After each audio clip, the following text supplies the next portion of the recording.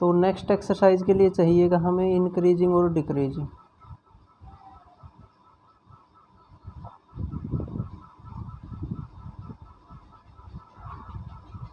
ठीक है, अब हम बात करेंगे कि कोई फंक्शन इंक्रीजिंग है क्या या फंक्शन डिक्रीजिंग है क्या, ये सब हम कैलकुलेट करेंगे। इसमें कितने पेज हो गए थे? ठीक है, तो ये हमें कैलकुलेट करना है कि कोई फंक्शन इंक्रीजिंग है क्या डिक्रीजिंग है। उससे पहले कुछ इनइक्वालिटीज़ मैं बता देता हूँ कि अगर ऐसे लिख दिया जाए ना x इज़ लेस देन 0, इसका मीनिंग क्या है? x की सारी वैल्यू किससे छोटी हैं? 0 से छोटी हैं, है ना। और x इज इक्वल टू 0 लिख दिया जाए, इसका मीनिंग क्या है? x 0। ऐसे ही तो तुम्हें इसका भी पता होगा, अगर x माइनस 1 इंटू में x minus 2 is equal to 0 है, तो इसका मतलब क्या है कि x या तो 1 है या फिर x इज इक्वल टू 2 है। तो अब इस टाइप की चीज़ें भी सोचनी कि x minus 1 into x minus 2 है। अगर मैं ये लेस देन 0 बोल देता हूँ या ग्रेटर देन 0, उस पर भी आऊँगा। तो अब हमें ये बताना है कि ये कौन से x के लिए क्या होगा? लेस देन 0 होगा। x minus 1 into x minus 2 is less then 0। अब हमें वो सारे x बताने हैं जिनके लिए ये क्या आएगा? 0 से कम।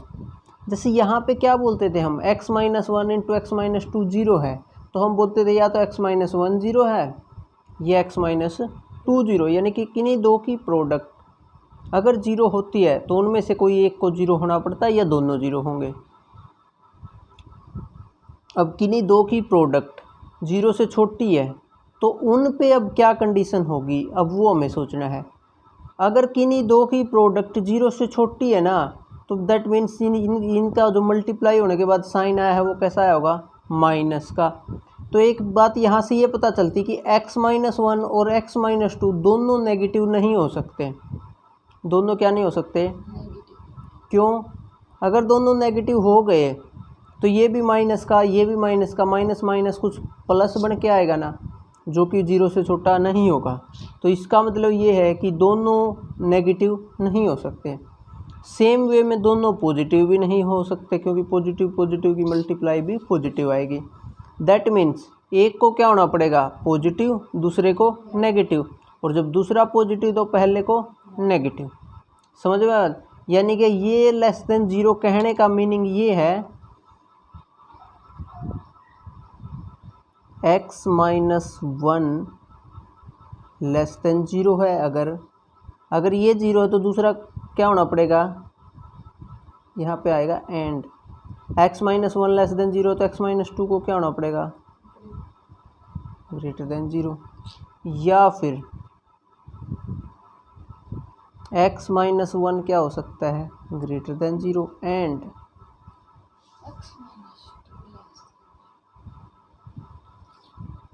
यहाँ पे एंड लिखा और लिखा, इसमें भी अपना एक रोल है। ध्यान से समझना इन चीज़ों को, क्योंकि शुरू में हमारे पास दो ऑप्शन है, किसी एक को पॉजिटिव दूसरे को नेगेटिव। लेकिन जैसे ही मैंने x माइनस 1 को नेगेटिव ले लिया तो ये बोलता है कि भी दूसरे को तो पॉजिटिव होना ही पड़ेगा, तभी ये कंडीशन सेटिस्फाई होगी। तो इसलिए यहाँ पे एंड आया ना कि और में होता है या ये, और इसलिए यहाँ पे आया या तो ये चीज़ हो या ये चीज़ हो, और बीच में एंड इसलिए आया क्योंकि अगर ये हो गया तो फिर यही चाहिए मुझे, या फिर ये हो गया तो फिर यही चाहिए मुझे और। ठीक है, ओके। अब देखो x माइनस 1 लेस देन 0 कब होता है? एंड ये ग्रेटर देन 0 कब होता है?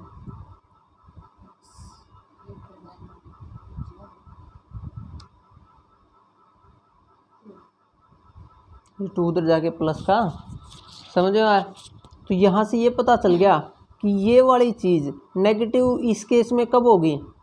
जब x तो 1 से छोटा हो, यहाँ पे x 2 से बड़ा हो। यानी कि एक साथ मुझे इस टाइप के x चाहिए, x 1 से छोटा भी हो और x 2 से बड़ा भी हो। जहाँ पे एंड वर्ड आ जाए ना, उसका मतलब एक किस्म से इंटरसेक्शन। ठीक है, दोनों कंडीशनें सेटिस्फाई होनी चाहिए। यानी कि अब देखो इनमें ये देखते कॉमन पोर्शन क्या है। ये तो कहता है कि x ना, जैसे मान लिया यहाँ 1 है यहाँ 2 है, ये तो क्या कहता है कि x 1 से छोटा होना चाहिए, और ये कहता है कि x 2 से बड़ा होना चाहिए। तो दोनों में कौन से ऐसे x हैं दोनों जगह जो 1 से छोटे भी हों 2 से बड़े भी हों? ऐसे कौन सा x है जो 1 से बड़ा भी हो, जो 1 से छोटा हो 2 से बड़ा हो? ऐसा कोई x है क्या? बताओ, जो x यहाँ पे भी हो और जो x यहाँ पे भी हो एक टाइम पे, ऐसा तो कोई है ही नहीं ना। ये यानी कि ये तो कंडीशन बोलती है कि कोई भी x सेलेक्ट करना तो यहाँ से करना पड़ेगा, ये कंडीशन बोलती है कोई भी x सेलेक्ट करना दो तो इन दोनों में कॉमन कुछ भी नहीं है। समझ में आना है? तो इन दोनों में कॉमन तो कुछ भी नहीं है। तो इसका मतलब कि ऐसा कभी पॉसिबल नहीं हो पाएगा किसी भी x के लिए कि x माइनस 1 0 से छोटा आ जाए और x माइनस 2 0 से बड़ा आ जाए। अब उसका रीज़न समझो ऐसा क्यों नहीं हो पाएगा। देखो, x माइनस 1 हमेशा x माइनस 2 से क्या होगा, बड़ा। ये बताओ, x माइनस 1 में और x माइनस 2 में बड़ा कौन है? सोच के देखो एक बार। क्यों? उसमें तो 2 माइनस हुआ, तो ये बड़ा है हमेशा। और अगर हम ये मान रहे कि बड़े वाला 0 से छोटा है तो उससे छोटे वाला तो ऑटोमेटिक 0 से छोटा हो गया ना, वो तो उससे भी छोटा है, तो ये 0 से बड़ा नहीं हो सकता। तो एक्चुअल में इस सिचुएशन में हमारे पास क्या आ गया, कोई भी सॉल्यूशन नहीं आया, नो सॉल्यूशन। ठीक है, अब इस सिचुएशन में देखते हैं, x minus 1 greater than 0, x minus 2 less than 0। ये वाली चीज़ बोलेगी कि x किससे बड़ा होना चाहिए, 1 से, एंड ये बोलेगा कि x किससे छोटा होना चाहिए। अब देखते हैं अब क्या पोर्शन बनता है और कुछ कॉमन बनेगा क्या इस केस में भी।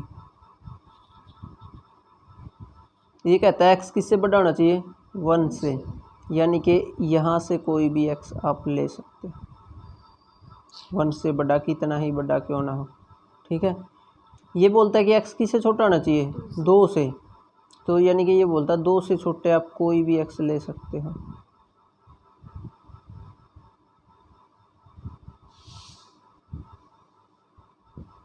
अब ऐसे x कौन से हैं जो दोनों कंडीशनों को सेटिस्फाई करते हैं,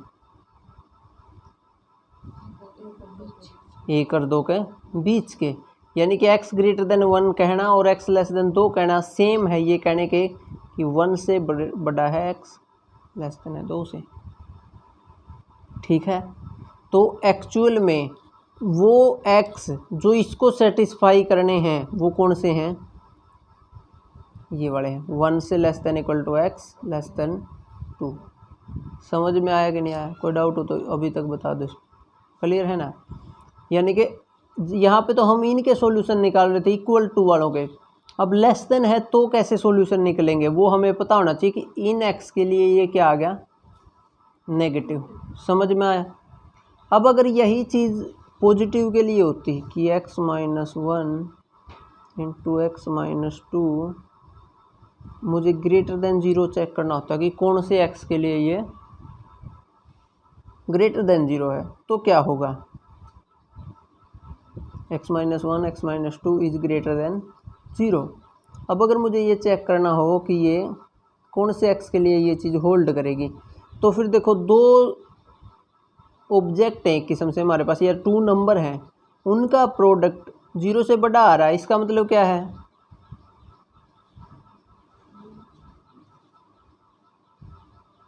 दो नंबर का प्रोडक्ट 0 से बड़ा आ रहा है, इसका मतलब या तो दोनों पॉजिटिव हैं या दोनों नेगेटिव हैं। अपोजिट साइन के नहीं हो सकते इस केस में, एक पॉजिटिव दूसरा नेगेटिव नहीं हो सकता, क्योंकि अगर ऐसा हो गया तो फिर वो क्या आ जाएगा, नेगेटिव बन जाएगा ना। तो दोनों का प्रोडक्ट 0 से बड़ा है, तो इसका मतलब है या तो x माइनस 1 ग्रेटर देन 0 है, एंड अगर ये पॉजिटिव ले लिया तो इसको भी क्या लेना पड़ेगा। ठीक है, या फिर दूसरी सिचुएशन क्या हो सकती है, x माइनस 1 नेगेटिव है, सॉरी 0 से छोटा है, एंड x माइनस 2 भी क्या है, समझ में आ गया? कोई डाउट हो तो बताओ यहाँ तक, ठीक है। तो अब देखो x minus one greater than zero, तो this will imply x is greater than one and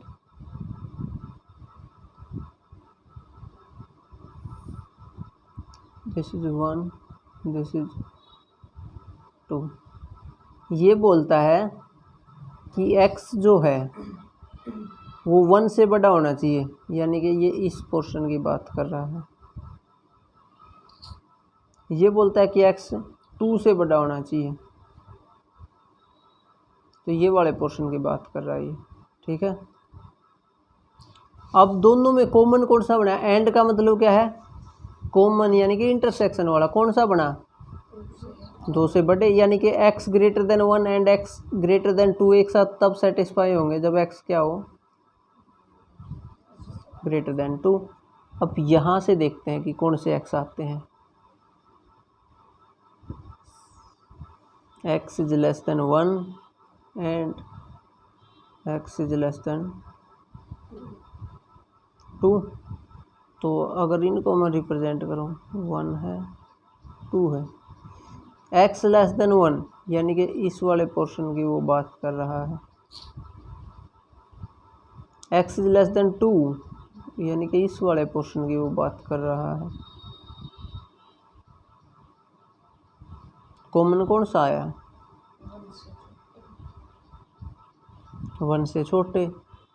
अब देखो, अगर ये वाला केस बनता है तो x को क्या होना पड़ेगा? दो से बड़ा। ये वाला केस बनता है तो x को क्या होना पड़ेगा? वन से छोटा। और बीच में क्या है? और का मतलब होता है यूनियन। एंड का मतलब इंटरसेक्शन, और का मतलब यूनियन। इसका मतलब ये हो गया कि आप x या तो दो से बड़ा ले लो या x को वन से छोटा ले लो। दोनों केस में ये पॉजिटिव आएगा, चाहे आप कोई भी वैल्यू क्यों ना ले लो। जैसे दो से बड़ी कोई भी वैल्यू लेके देखो, जैसे कि 100 ही ले लिया, 10 ले लिया, 10, तो 10 पुट करोगे तो 10 minus one 9, 10 minus two 8, 9 into 8 72, जो कि पॉजिटिव है। आप वन से छोटी कोई वैल्यू लेके देखो, वन से छोटी से मैंने जीरो ले ली, जीरो रखोगे तो zero minus one, zero minus two, तो minus one into minus two दो, तो दो भी क्या है? पॉजिटिव है। तो समझ में आना। तो यानी कि अब इस केस के लिए सॉल्यूशन कैसे बन गया हमारे पास? x ग्रेटर देन टू, इसका मतलब है कि x किस में से? एक किस्म से टू से लेके इन्फिनिटी तक। x लेस देन वन का मतलब है कि x किस में से है? माइनस इन्फिनिटी से लेके वन तक। अब x इन दोनों में से कोई भी हो सकता है, तो यानी कि मैं कह सकता हूँ x belongs to two infinity union minus infinity to one. और यहाँ पे अगर इंटरवल के फॉर्म में लिखो तो ये वन से टू था। यानी कि अब पूरे आर पे पता चल गया इसका कैसा बिहेवियर है। जो x माइनस टू वाला फंक्शन है, ये क्या करता है? जब आप टू से इन्फिनिटी या माइनस इन्फिनिटी से वन, इनमें से नंबर लोगे तो ये पॉजिटिव आएगा। और अगर x की वैल्यू वन और टू लोगे तो ये ज़ीरो आएगा। और अगर वन और टू के बीच की लोगी तो ये नेगेटिव आएगा। तो इसका ओवरऑल बिहेवियर हमने देख लिया। ये समझ में आया ना अब? ठीक है। तो अब जब भी दो फंक्शन मल्टीप्लाई में हो तो चेक करना हो कि कौन सा कब वैल्यू देगा, तो ये आएगा। अब इसी क्वेश्चन को ना वो कई बार इस सेंस में दे देता है, देखो, कि modulus of x minus two into x minus one. अब मॉडुलस दे दे। अब मॉडुलस हमें पता है कैसे ओपन होता है। मॉडुलस जो भी है वो वही रहता है, x नहीं, x माइनस टू और x माइनस वन। अगर ये जो अंदर वाला ये क्या हो,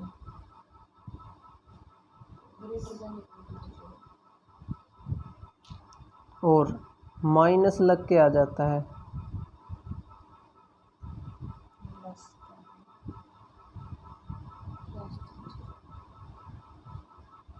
तो यानी कि ये एक्चुअल में इस टाइप से दिया गया है, x माइनस टू और x माइनस वन।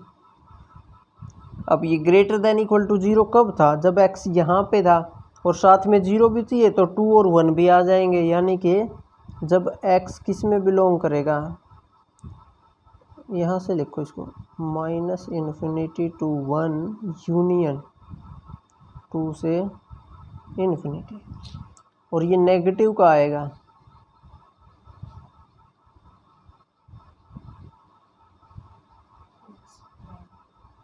क्या आएगा यहाँ पे,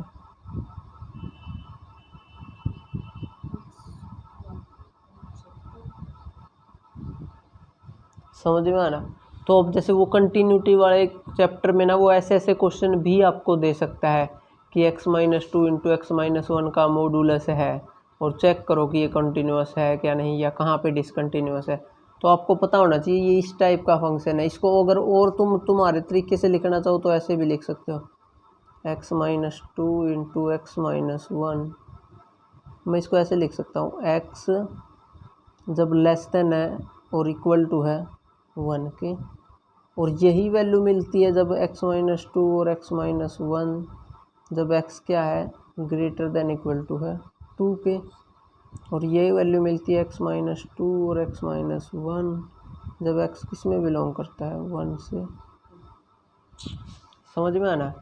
तो ये किसके इक्वल आएगा, इसको अगर वैसे देखा जाए तो x-2 x-1 जब x less than equal to है 1 से, और माइनस का x-2 x-1 जब x ग्रेटर देन जब 1 से ग्रेटर देन इक्वल टू है x और लेस देन इक्वल टू है 2 से, सॉरी इक्वल नहीं आएगा यहाँ पे, ओपन वाला है और फिर से ये प्लस का मिलेगा x-2 x-1 जब x greater than equal to 2 है। तो यानी कि मैंने इसको कंप्लीट थोड़ा सा लिख दिया कि जब 1 से छोटा है तो ये मॉडुलस ऐसे बिहेव करेगा, 1 और 2 के बीच में तो मॉडुलस ऐसे बिहेव करेगा, 2 से बड़ा है तो ऐसे बिहेव करेगा। समझ में आया ना। तो ये था कि अगर तुम्हें इनइक्वलिटी कहीं पे मिल जाए ना लेस देन 0, तुम्हें ये पता लगाना हो कि ये 0 से बड़ा है या छोटा है, कौन से x के लिए है। तो वो तरीका समझ में आया ना। तो ऐसे करना है एक तो, ठीक है। अब डायरेक्ट ना क्वेश्चंस पे आते हैं, वहाँ पे थोड़ी और प्रैक्टिस हो जाएगी। क्वेश्चन से पहले ना डेफिनेशन बताता हूँ कुछ मैं। इंक्रीज का मीनिंग क्या होता है एक किस्म से, इंक्रीजिंग कब बोलेंगे किसी चीज़ को, हमारे जो फंक्शन है ना हम उसको कब बोलेंगे इंक्रीजिंग है। जैसे f कोई फंक्शन है हमारा, हम कब बोलेंगे उसको इंक्रीजिंग है, सोच के देखो थोड़ा सा माइंड में। जैसे कि मान लिया ये है, मैंने एक फंक्शन का ग्राफ बना ऐसे है, एक मैंने दूसरा फंक्शन बना जो ऐसे है। तो इनमें से देख के बताओ कौन सा फंक्शन तुम्हें लग रहा है कि इंक्रीजिंग है, ये या ये। थोड़ा सा अपने माइंड से सोचो क्या होना चाहिए, कौन सा फंक्शन इंक्रीजिंग होना चाहिए। ये फंक्शन का ग्राफ है, समझा, ये लाइन, ये तो x और y एक्सिस है, इसका ग्राफ तो ये ऐसे जा रहा है ऐसे, उसका ग्राफ ऐसे जा रहा है। तो क्या लगता है कौन सा फंक्शन इंक्रीजिंग है, बताओ थोड़ा बहुत कुछ सोच के। पहला, क्यों, थोड़ा सा कुछ तो तुमने तुक्का लगाया है, कुछ तो सोच के ही बोला है ना पहला। तो मैं वही जानना चाह रहा हूँ तुमने क्या सोच के बोल दिया कि हाँ ये पहला होगा। ये एक्चुअल में हाँ ऊपर की तरफ जा रहा है, एक तो नॉर्मल सी बात ये बोल सकते हो, और ये नीचे की तरफ जा रहा है, तो ये डिक्रीजिंग का एग्जांपल है एक किस्म से, है ना। और ये इंक्रीजिंग है। अभी तक मैंने ये नहीं बताया कि कैसे चेक करना है इंक्रीजिंग डिक्रीजिंग, ये तो तुमने अपनी तरफ से थोड़ा सा सोच लिया कि हाँ इस टाइप के फंक्शन ना इंक्रीजिंग होंगे, इस टाइप के फंक्शन डिक्रीजिंग होंगे। जो हमारी कॉमन सेंस कहती है, कॉमन सेंस यही तो कहती है, जिसका ग्राफ ऊपर की तरफ जाता जाएगा वो इंक्रीजिंग, जिसका ग्राफ नीचे की तरफ जाता जाएगा वो डिक्रीजिंग, है ना। अब ग्राफ ऊपर की तरफ जाने का एक्चुअल में मीनिंग क्या है, ये एक पॉइंट है x1, ये कोई दूसरा पॉइंट है x2, x1 पे क्या वैल्यू है, ये वाली f ऑफ x1। ग्राफ ऐसे ही तो बनते हैं ना, x1 पे वैल्यू निकाल लो जो आए और f ऑफ x1, यानी कि इस टाइप के पॉइंट बनते हैं x1 coma f of x1, वो पॉइंट ड्रॉ कर लो। फिर x2 पे देख लो फंक्शन की वैल्यू क्या है, f(x2) y एक्सिस के लॉन्ग होता है, तो ये वैल्यू होगी जैसे यहाँ पे, तो वो पॉइंट बना लो। फिर ऐसे ऐसे पॉइंट करके ही तो ग्राफ बना था। तो यानी कि x1 पे वैल्यू क्या आ रही होगी ये, x2 पे वैल्यू क्या आ रही होगी ये, अगर मैं इधर डॉटेड लाइन से मिलाऊं तो ये किसके इक्वल होगा, एफ ऑफ x1 के, और अगर इसको डॉटेड लाइन से मिलाऊं तो ये किसके इक्वल होगा। ये समझ में नहीं ये आ रहा गया। जैसे कि तुमने इस टाइप की चीज़ें नहीं देखी, y is equal to x, कोई कह दे कि इसका ग्राफ बनाओ, तो ग्राफ कैसे बनाते, चलो x+1 लिख देता हूँ। 0 पे वैल्यू क्या आती थी, इसके लिए इस टाइप से टेबल नहीं बनाते थे 10वीं में। 0 पे 1, 1 है तो x, 2 है तो फिर यहाँ पे बना लेते थे, ये 1 है, ये 2 है, ये 3 है। 0 पे वैल्यू ये 1 2 3, 0 पे वैल्यू 1 तो ये पॉइंट बनता था। 1 पे वैल्यू 2 तो ये पॉइंट बनेगा। 2 पे वैल्यू 3 तो ये पॉइंट आगे होता था और आगे, फिर इनको मिला देते थे। ऐसे ही ग्राफ बनाते थे ना लाइन का। तो फंक्शन का ग्राफ भी ऐसे ही तो बनेगा। एक किस्म से ये पेयर ही है ऐसे करके। 0 पे वैल्यू 1 आई, फिर 1 पे वैल्यू 2 आई, 2 पे वैल्यू 3 आई, तो x1 पे वैल्यू fx1 आई, x2 पे वैल्यू fx2 आई। तो एक्चुअल में जो ये 1 पे वैल्यू है, मैं इसको ऐसे सोच सकता ना 1 कोमा एफ ऑफ 1, यानी कि ये मेरा एफ ऑफ एक्स ही है जो y मैंने मानना है। और एफ ऑफ 1 की वैल्यू क्या है इस टाइम पे 2, और एफ ऑफ 2 की वैल्यू क्या है 3। तो यानी कि वो वैल्यू पता कैसे चलती है कितनी है, इसको ऐसे डॉटेड करके वाई एक्सिस पे मिला दो, एक्स एक्सिस के पैरेलल चलते हुए, तो जहाँ पे काटेगी वही वैल्यू आएगी। अब यहाँ पे x1 था और ये x2 था। x1 पे मैं गया, x1 को आगे बढ़ा, जहाँ पे ये ग्राफ को काटेगा ना वहाँ से अगर मैं ऐसे मिलाऊंगा तो क्या मिलेगा fx1, वहाँ से अगर मैं इधर मिलाऊंगा तो क्या मिलेगा fx2। समझ में आया ना, एफ ऑफ x1 और एफ ऑफ x2। अब एक बात सोच के बताओ तुम्हें, तो मुझे x1 बड़ा है कि x2 बड़ा है, x1 बड़ा है या x2 बड़ा है, x2, क्योंकि x एक्सिस पे वैल्यू कैसी होती है, इधर जाते हैं तो बढ़ती जाती है ना, तो x1 इज लेस देन। और यहाँ पे सोच के बताओ कौन बड़ा है, fx1 बड़ा है कि fx2।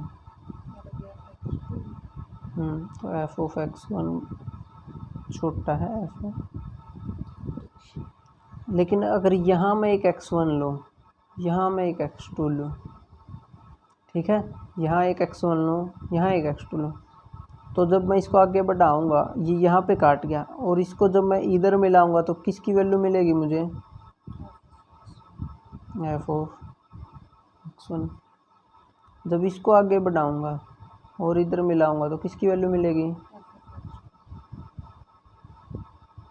अच्छा, यहाँ पे कौन बड़ा है, x1 बड़ा है कि x2 बड़ा है,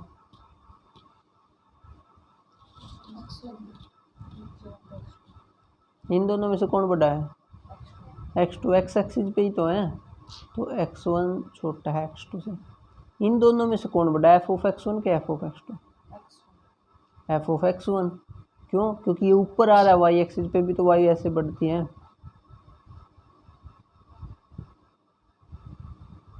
यहाँ पे तो ये सिचुएशन है, और यहाँ पे क्या सिचुएशन है, ये एफ ऑफ x1 है जो छोटा है एफ ऑफ x2। यानी कि इनको देख के थोड़ा सा आइडिया हमें ये लगा कि अगर x1 छोटा है x2 से और फंक्शन की वैल्यू भी छोटे वाली पे तो कम आती है और बड़े वाली पे ज़्यादा आती है, बड़ी आती है, तो इसका मतलब क्या हो जाएगा, वो फंक्शन किस टाइप का मिलेगा, इंक्रीजिंग फंक्शन होगा। फंक्शन इंक्रीजिंग तभी हो सकता है ना जब मैं वैल्यूज को बढ़ाता जाऊं, फंक्शन की वैल्यू भी बढ़ती जाए। लेकिन अगर मैं फंक्शन की ये पॉइंट की वैल्यू बढ़ाता जाऊं, फंक्शन घटता जाए, तो क्या हो जाएगा, वो डिक्रीजिंग। तो एक्चुअल में यही डेफिनेशन है इंक्रीजिंग और डिक्रीजिंग की।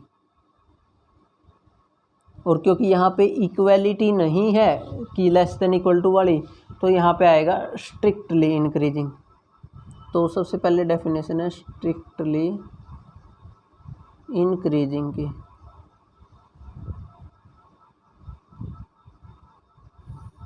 ये डेफिनेशन ये है, if x1 is less then x2, ठीक है। और ये x1 x2 कहाँ से आ रहे हैं, कोई भी इंटरवल हो सकती है, ए बी मान लिया, ठीक है। x1 लेस देन x2 से है, और ये इम्प्लाई कर रहे हैं कि एफ ऑफ x1 भी किससे छोटा है, एफ ऑफ x2 से। तो दिस विल इम्प्लाई हो जाएगा f is strictly increasing on interval A B, ठीक है। अगर x1 x2 से a b के बीच के मैं कोई भी ले लेता हूँ और वहाँ पे फंक्शन की वैल्यू मतलब कि x1 छोटा x2 से, तो फंक्शन की वैल्यू x1 पे छोटी है f ऑफ x2 से, तो मैं कहूँगा कि फंक्शन कैसा है, स्ट्रिक्टली इंक्रीजिंग है इस इंटरवल पे, क्योंकि इस इंटरवल के लिए प्रॉपर्टी सेटिस्फाई हो रही थी। समझ में आया। उसके बाद है स्ट्रिक्टली डिक्रीजिंग। तो स्ट्रिक्टली डिक्रीजिंग के लिए हमें क्या चेक करना पड़ेगा, वही ए बी पे में से है पॉइंट, तो इफ़ x1 लेस देन है x2 से ही, और लेकिन ये इम्प्लाई कर दे रहा है f of x1 is greater than f of x2, तो this will imply f is strictly decreasing on A B, ठीक है। तो f क्या हो जाएगा, स्ट्रिक्टली डिक्रीजिंग हो जाएगा ऑन ए बी। समझ में आया यहाँ तक। ये तो स्ट्रिक्टली था, अब है जस्ट इंक्रीजिंग,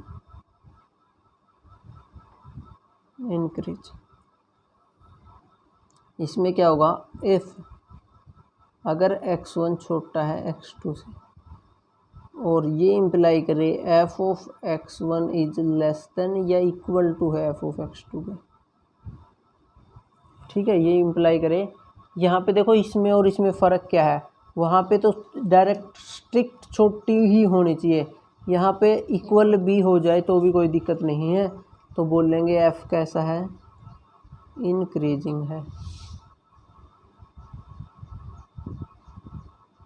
और सिमिलरली एक आएगी फिर डिक्रीजिंग के लिए, उसके लिए क्या आएगी, इफ़ x1 अगर छोटा है x2 से, दिस विल इम्प्लाई फंक्शन की वैल्यू अगर बड़ी है या इक्वल है f ऑफ x2 के, तो फंक्शन कैसा होगा, डिक्रीजिंग, ठीक है। ये सिंबल मैं कई बार ना डिक्रीजिंग लिखने के लिए यूज कर लूँगा कि नीचे की तरफ फॉरवर्ड कम होता जाए, इंक्रीजिंग के लिए कभी ये भी यूज़ कर सकते हैं, ठीक है। वैसे कोई स्टैंडर्ड नोटेशन नहीं है बट यूज़ कर लेते हैं कई बार लोग, ठीक है।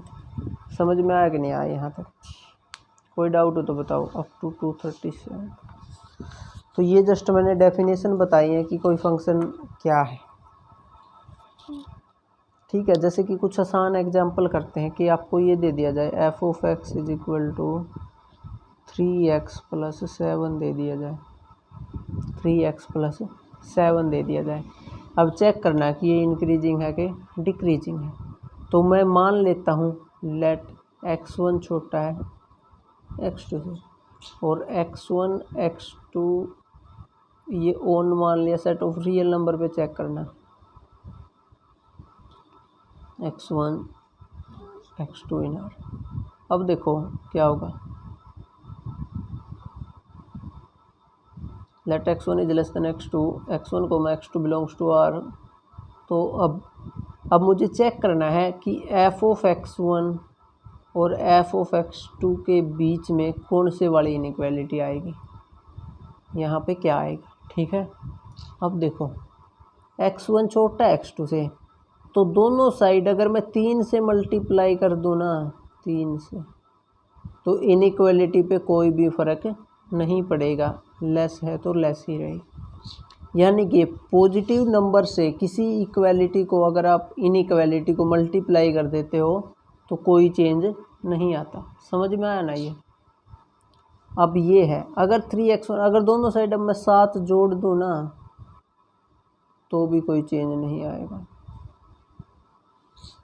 दोनों साइड अगर मैं 7 जोड़ दूँ तो भी कोई चेंज नहीं आएगा। और ये क्या है, f ऑफ x1 और ये क्या है, तो यानी कि अगर x1 x2 से छोटा था तो एफ ऑफ x1 भी क्या आ गया, एफ ऑफ x2 से छोटा। तो this will imply F is increasing.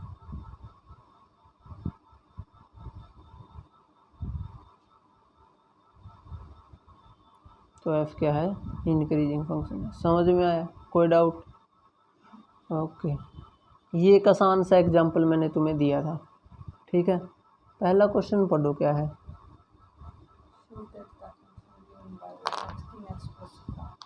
यही है, 7 है कि 17 है? ओके, तो बाई चांस ये तो एक्सरसाइज का क्वेश्चन नंबर 1 ही हो गया है। स्ट्रिक्टली इंक्रीजिंग है, क्योंकि यहाँ पे देखो इनइक्वालिटी स्ट्रिक्टली थी ना, तो यहाँ पे क्या लिख दोगे, स्ट्रिक्टली। समझ में आ गया? कोई डाउट हो तो यहाँ तक बताओ। क्लियर है ना ये चीज़ें?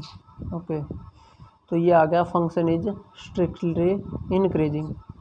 नेक्स्ट क्या है,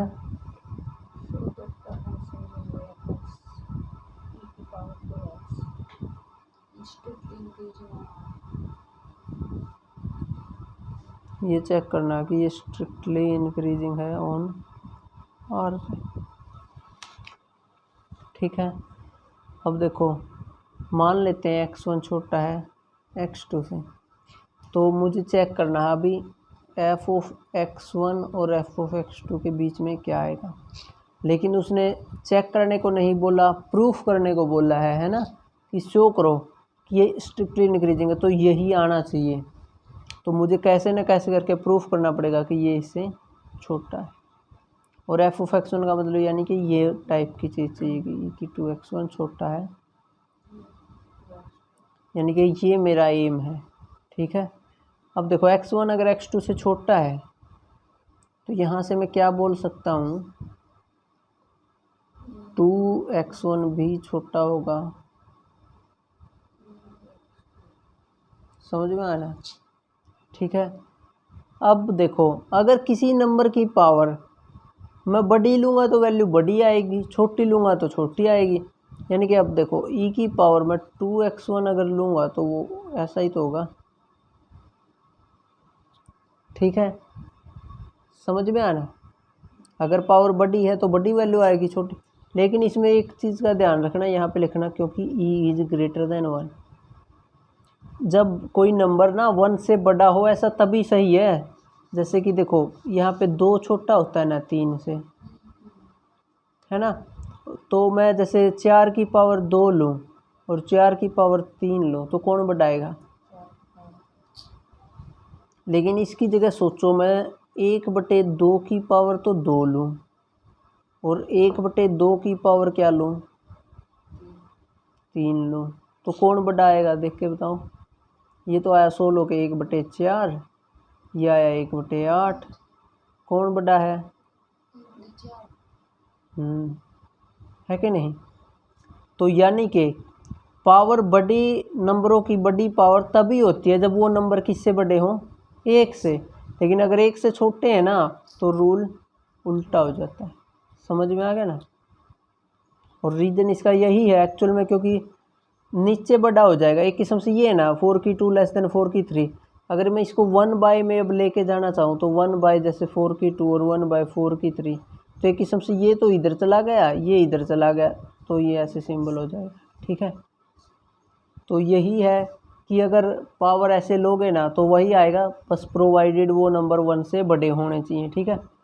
तो और ये है क्या, F of x1 less than F of x2।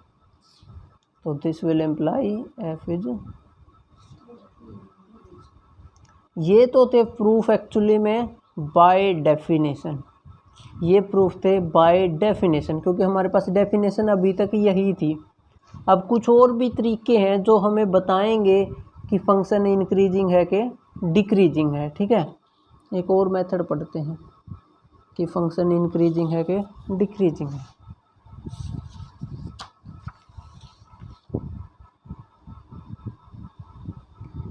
आप क्या करो, उस फंक्शन का ना डेरिवेटिव कर लिया करो, f dash x, step 1। Okay, मैं अब ये बता रहा हूँ हाउ टू चेक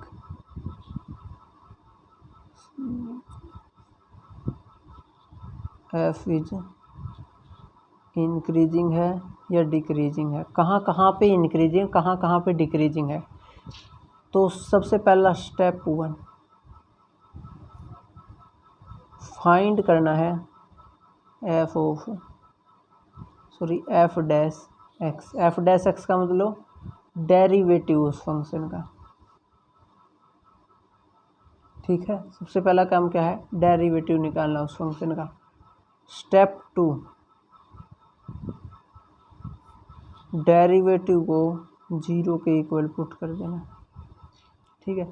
जब डेरिवेटिव को 0 के इक्वल पुट करोगे तो वहाँ से आपके पास कुछ सॉल्यूशन आएंगे से, जैसे x is equal to x1 x2 x3, जितने भी ऑर्डर क्या होगा उस हिसाब से मिल जाएंगे। किसी में 3 भी मिल सकते, किसी में 4 भी, डिपेंड करेगा ना f(x) पे। किसी में हो सकता है एक ही मिलेगा। अगर f डैश x किसी का मान लिया ये आ रहा है, जैसे कि यहाँ पर लिख देता हूँ x-2 ही आ रहा है, तो इक्वल टू 0, तो एक ही x मिलेगा ना 2। तो आपने ये पॉइंट निकाल लेने हैं। स्टेप 3 इनको ना नंबर लाइन पे ड्रॉ कर लेना। अगर x1 छोटा है x2 से, x3 से, ऐसे लिख नाम दे लेना है। x1 को छोटे वाले को, x2 बड़े वाले को, ऐसे ऐसे करके। तो इनको ना नंबर लाइन पे रिप्रेजेंट कर लेना है, x1 x2 x3। अब एक्चुअल में पता है क्या है, अब ये यहाँ से यहाँ तक फंक्शन एक जैसा होगा, या तो इंक्रीजिंग होगा या डिक्रीजिंग। यहाँ से यहाँ तक एक जैसा, यहाँ से यहाँ एक जैसा, और यहाँ से यहाँ, वो मैं बताऊंगा कैसे होगा। लेकिन अभी स्टेप 4 क्या है, स्टेप 4 है आपको डेरिवेटिव की वैल्यू चेक करनी है। एफ डैश एक्स का साइन चेक करना कि पॉजिटिव है कि नेगेटिव है। किस पे चेक करना है, चेक साइन किसका, एफ डैश एक्स का ऑन, एक तो इस पे -∞ to x1 coma x1 to x2 coma x2 से x3 और कोमा। समझ में आना। तो इन सब पे आपको चेक करना है। कोई डाउट यहाँ तक? चेक करना है साइन एफ डैश एक्स का on -∞ to x1 x1 to x2 x2 to x3 यहाँ पे, ठीक है। अगर डेरिवेटिव पॉजिटिव आ जाता है, if F dash x is, इसको मान लीजिए आई हैं अलग अलग, F dash x is greater then 0 है ऑन आई। अब आई कोई भी हो सकता है इनमें से, तो तब क्या होगा, F is strictly increasing function हो जाएगा। दूसरी बात, इफ़ एफ डैश एक्स अगर लेस देन 0 है तो स्ट्रिक्टली डिक्रीजिंग हो जाएगा। ये इंक्रीजिंग था। अगर f dash x greater than और इक्वल टू 0 है तो जस्ट इंक्रीजिंग होगा, ठीक है। और f dash x less than equal to 0 है तो डिक्रीजिंग। ये एक नया मेथड है ये चेक करने का कि फंक्शन इंक्रीजिंग है कि डिक्रीजिंग। अब मैंने इंटरवल क्यों बनाया, इसका रीज़न मैं बता देता हूँ।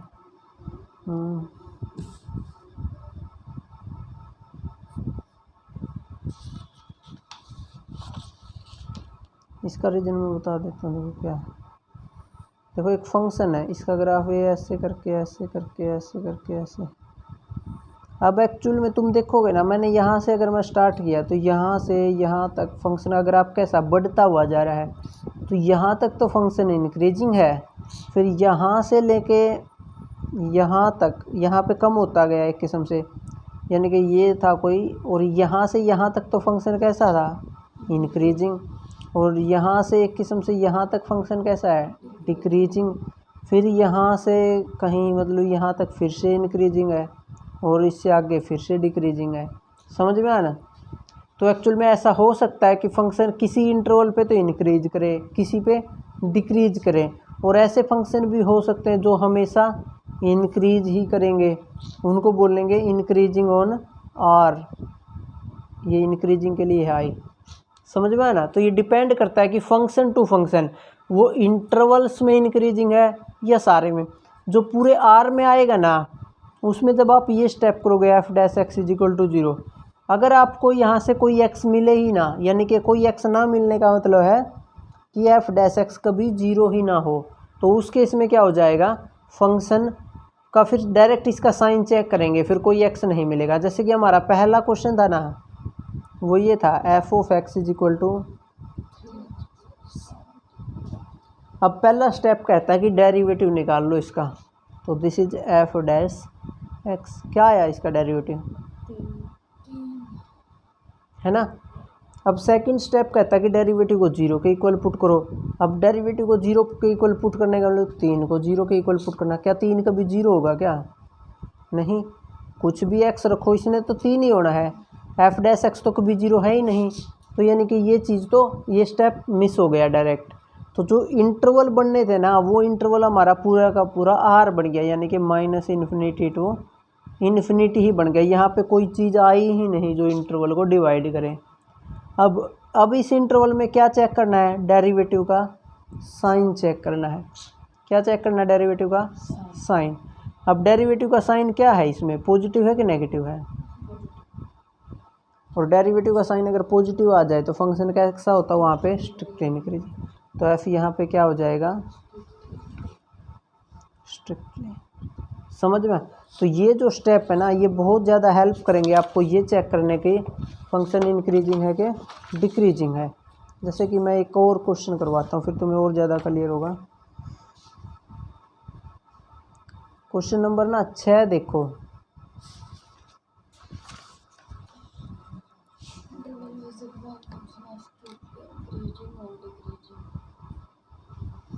आपको वो इंटरवल निकालने हैं जहाँ पे फंक्शन इंक्रीजिंग है या डिक्रीजिंग है।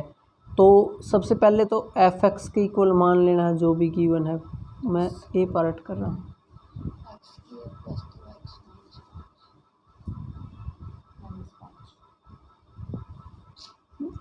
फर्स्ट स्टेप क्या है, डेरिवेटिव निकालना। क्या आएगा, ठीक है। एक किस्म से ये स्टेप 1 था, ये लिखने की कोई ज़रूरत नहीं है, स्टेप 1 स्टेप 2 समझाने के लिए लिख दिया मैंने। स्टेप 2 क्या है, पुट करना है f dash x is equal to 0, तो this will imply 2x plus 2 is equal to 0, तो दिस विल इम्प्लाई